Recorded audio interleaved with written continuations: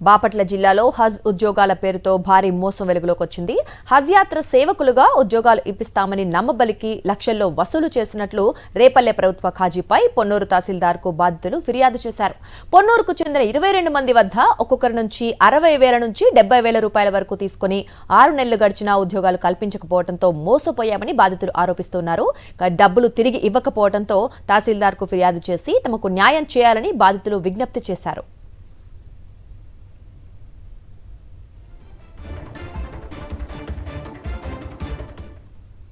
బాపట్ల జిల్లాలో హజ్ ఉద్యోగాల పేరుతో భారీ మోసం వెలుగులోకి వచ్చింది. హజ్ యాత్ర సేవకులుగా ఉద్యోగాలు ఇప్పిస్తామని నమ్మబలికి లక్షల్లో వసూలు చేసినట్లు రేపల్లె ప్రభుత్వ ఖాజీపై పొన్నూరు తహసీల్దార్కు బాధితులు ఫిర్యాదు చేశారు.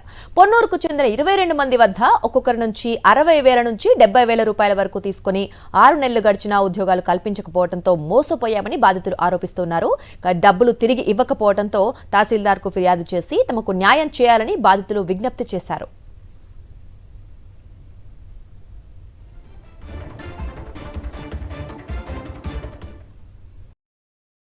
మరిన్ని అప్డేట్స్ కోసం ఛానల్ ను సబ్స్క్రైబ్ చేయండి. నోటిఫికేషన్స్ కోసం బెల్ ఐకాన్ పై క్లిక్ చేయండి.